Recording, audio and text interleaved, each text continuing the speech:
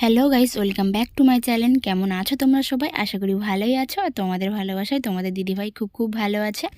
আর সেটা দেখেই বুঝতে পারছো যে কতটা ভালো আছি। পিকনিক করতে এসেছি, অ্যাকচুয়ালি এটা হ্যাপি নিউ ইয়ার যে 1 জানুয়ারির পিকনিক, সেটাই করতে এসেছি। তো যাই হোক, এখানে এসেছি, অনেকে এসছে, আমি এসেছি, মা এসছে, দিদি এসছে, দিদির ছোটো মা নাকি জানি না, যাই হোক সম্পর্কে উনি এসছে। তারপর আরও ছোটো ছোটো পুচকে সব বাচ্চারা এসছে। দেখো, আমার দিদির ছেলে এসছে, মেয়ে এসছে, আর আমাদের ওই যে ছোটো বদমাসটা সেখানে বদমাশি করছে। তো আস্তে আস্তে রান্না বান্না করে নিয়ে, মানে রান্না কিছুই না, বিরিয়ানি করা হয়েছিল। তো সব কিছু গুছিয়ে নিয়ে আস্তে আস্তে অনেক বেলা হয়ে গেছে, 1:30-2 বেজে গেছে প্রায়। আর এখন এসে আমাদের টিফিন হচ্ছে। আর অন্যদিকে বলছে কি এখন টিফিন গেলে কখন খাবো কখন, সেজন্য আবার এখানে বিরিয়ানিও রেডি হচ্ছে খাওয়ার জন্য। এটা আমার দিদি, আমার অনলি ওয়ান এক পিসি দিদি, সেটা হলো এই। আর আমার দিদি বর্তমানে এত মোটু হয়ে গেছে খেয়ে খেয়ে কী বলবো বন্ধুরা, চোখ মুখ সব একদম মানে ছোটো ছোটো হয়ে গেছে। আমাদের দুই বোনেরই চোখ একটু ছোটো ছোটো। এবারে ও মোটা হয়ে গেছে যেহেতু, ওর চোখ মুখ যেন আরও ছোটো ছোটো হয়ে গেছে, আমার থেকেও বেশি। যাই হোক, এখানে বিরিয়ানিটা অবশ্য আমি রান্না করেছি। কেমন কালারটা হয়েছে, কি সুন্দর একদম, আর খেতেও খুব টেস্টি হয়েছে। অবশ্য ঘরে আমি সেরকম রান্না করি না, কিন্তু এখানে যে রান্নাটা করেছি সবাই বলেছে ভালো হয়েছে। অনেক দিন পর সবার প্রশংসা পেয়ে আমার মনটা একটু খুশি খুশি হয়ে গেল। যে তো এখানে খেয়ে নিচ্ছি।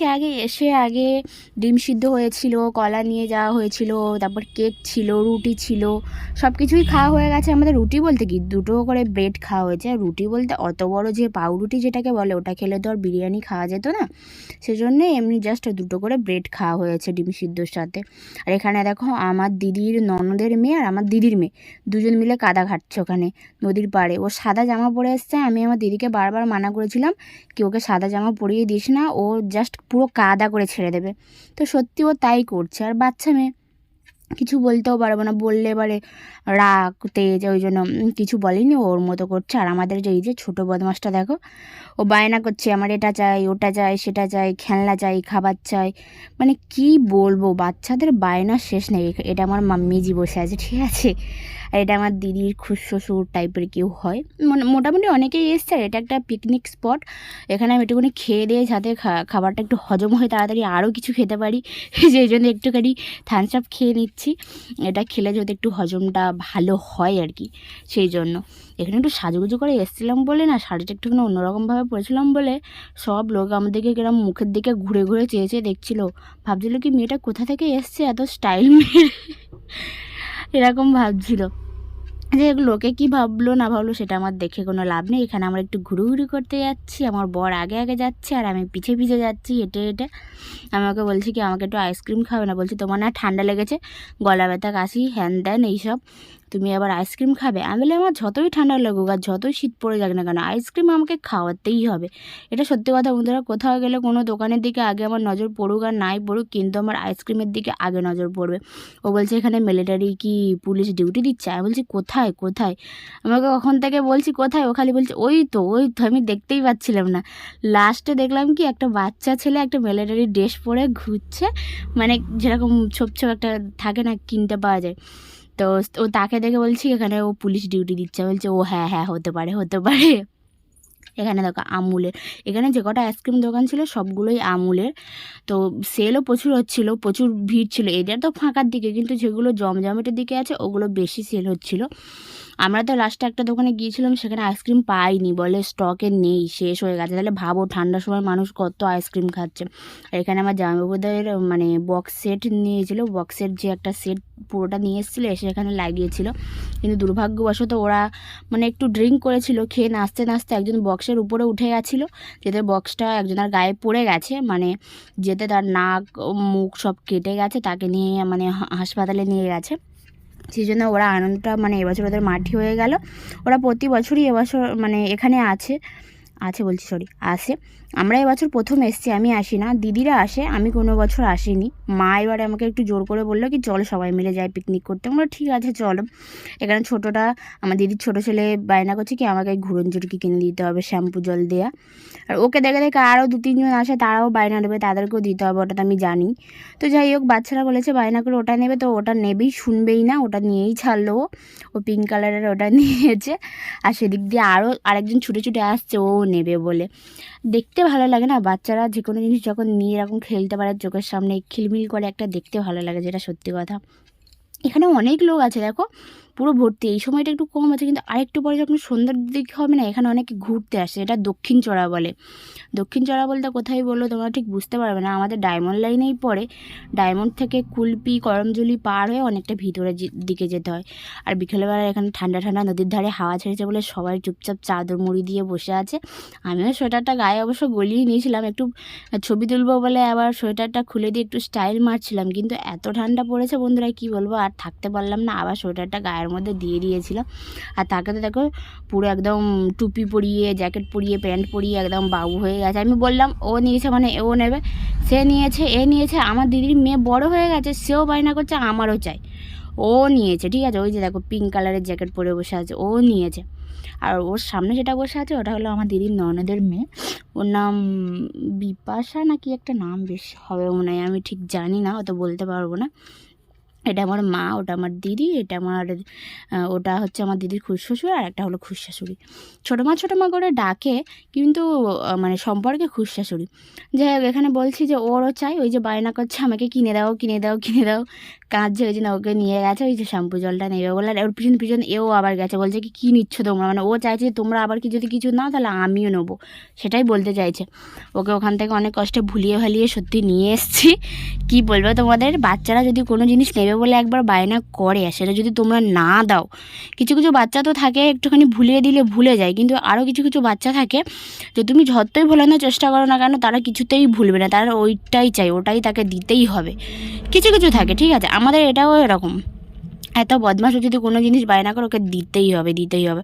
এই যে দেখো এটা নিয়ে যাচ্ছে, আমি বলছি কি মানে ও সে হলুদ কালারের ওটা নিয়ে গেছিলো, ওটা ঘুরছিল না, ঠিক আছে, ওটা ঘোরার প্রবলেম হচ্ছিলো বলে ওই জন্য বলছি কি এটা ঘুরছে না কেন, চলো চেঞ্জ করে নিয়ে আসি।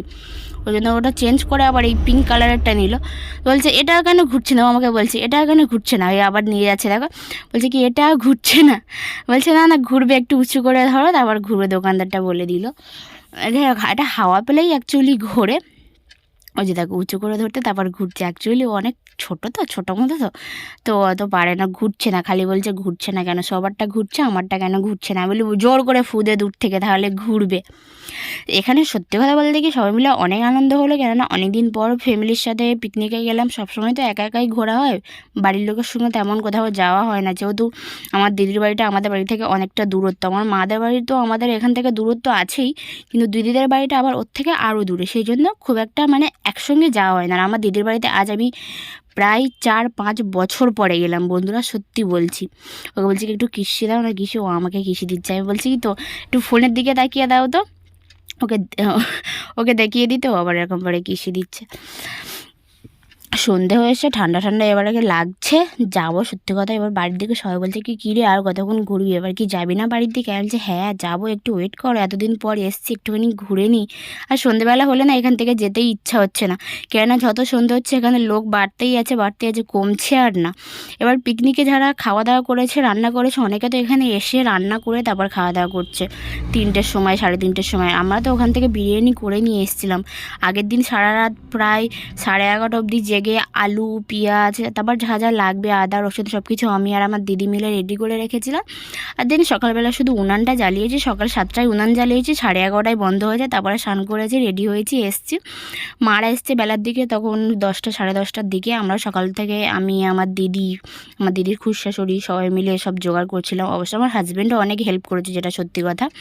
ও বসে বসে আলুগুলো ভেজে দিল, আর মাংসটা একটু রেডি করে দিল, আমিও ছিলাম ও ছিল, দুজন মিলে ছিলাম। আর এখানে দেখো এই যে বাচ্চাটা পুচকি মতো, আমার একটা মেয়ের খুব শখ জানো, মেয়েদের কত সুন্দর সুন্দর ড্রেস পাওয়া যায় বলো তো, কী সুন্দর। ছেলেদের তো অত ড্রেস পাওয়া যায় না, অত রকম কিছু পাওয়া যায় না, স্টাইলই নেই, কিন্তু ছেলেদের থেকে মেয়েদের ড্রেস ও মানে অগুন্তি, দেখলে তুমি চোখ ফেরাতে পারবে না এরকম টাইপের। তো আমার ওই বাচ্চাটাকে দেখে খুব ভালো লাগলো, যে ওকে কী সুন্দর পুতুল পুতুল মতো লাগছে, মানে পুরো অরিজিনাল যেন পুতুল টেডি বিয়ার যেরকম ঘোরে ওকে ঠিক সেরকমই মনে হচ্ছে। আমি বলছি ও বল একটু ক্যামেরার দিকে এসো না, দেখো ওর হাতে আইসক্রিম আছে, ও খাচ্ছে আমিও খাচ্ছি, তবে ওর ভিডিওটা নিচ্ছি বলে ও রেগে যাচ্ছে, বলছে আমি খাচ্ছি তুমি কেন আমার ভিডিও নিচ্ছি, যখন তুমি খাচ্ছিলে আমি কি তোমার ভিডিও নিয়েছিলাম? আমি বলছি সেরকম কোনো ব্যাপার না, একবার খাও খাও, আমি তোমার ভিডিও নিই। বলে এরকম ওর পিছনে খানিকটা কাঠি করলাম, কাঠি টাঠি করে এবার বলি চলো, এবার মারা ওখানে একা একা বসে আছে, ওখানে একটুখানি যাই ওদের সঙ্গে কথা বলি। ওখানেই বসেছিলাম, ভাবলাম কি বসে বসে ভালো লাগছে না, চলো একটু চারদিকটা ঘুরে আসি। যেহেতু সন্ধ্যা হয়ে যাচ্ছে, এবার বাড়ির দিকেও ফিরতে হবে, বেশিক্ষণ তো আর এখানে থাকতে পারবো না। আর আমাদের মানে এই দক্ষিণ চড়ার এই জায়গাটা থেকে আমাদের বাড়িটা, দিদিদের বাড়িটা অনেকটা ভিতরে, তো যেতে অনেকটা টাইম লাগবে। আমরা রোডের ওপর থেকে যাব। আর এখানে দেখো সবাই বাড়ি যাবে বলে উঠে দাঁড়িয়ে পড়েছে মোটামুটি। সবাইকে একটা করে আইসক্রিম ধরে দিয়েছি হাতে, বলেছি সবাই খাও। এখানে এ শুয়ে পড়ে খাচ্ছে, আর বাকি সবাই দাঁড়িয়ে দাঁড়িয়ে খাচ্ছে, কেউ ঘুরে ঘুরে। সবার আইসক্রিম খাওয়া হয়ে গেছে, আর একজন ব্যাগ নিয়ে ঘাটাঘাটি করছে ওর তীর ধনুকের জন্য। ও বায়না করছিল তীর ধনুক কিনবে, তো মা একটা তীর ধনুক কিনে দিয়েছে ওকে, সেটা ব্যাগের মধ্যে নিয়েছে। ব্যাগটাকে আর মানে কাজ ছাড়াই করছে না, ওরাকে নিয়েই যাবে। বলছে আমার ব্যাগ আমি কাউকে দেবো না, আমি নিয়ে যাবো। ঠিক আছে, তুই যদি নিতে পারিস তুই নিয়ে চল। ওই জন্য ব্যাগটা হাতে করে নিয়ে ঘুরছে। মানে ওর এটা ভয় আছে যদি আমি কারোর কাছে দিই, যদি সে জিনিসটা নিয়ে নেয়। বাচ্চারা এরকমই হয়, যে কোনো জিনিস নতুন নতুন কিনে দিলে সেটার প্রতি শখটা বেশি থাকে, আবার কদিন হয়ে গেলে তখন কোথায় পড়ে থাকবে তার কোনো ঠিকই থাকে না। যাই হোক, তো চলো, এখানে সূর্যি মামা এবার ডুবে যাচ্ছে, আর আমরাও যাচ্ছি বাড়ির দিকে। তো এখনকার মতো আমার ভিডিও আমি এখানেই শেষ করলাম। দেখা হচ্ছে তোমাদের সঙ্গে নেক্সট একটা ভিডিওতে। আর আমার ভিডিও ভালো লাগলে আমার চ্যানেলটাকে সাবস্ক্রাইব করে লাইক কমেন্ট শেয়ার করে আমার সাথে থাকো, আমার পাশে থাকো। তাই না, আমিও তোমাদের ভালোবাসায় খুব খুব ভালো থাকবো, আর তোমরাও খুব খুব ভালো থাকো। Tata, bye bye.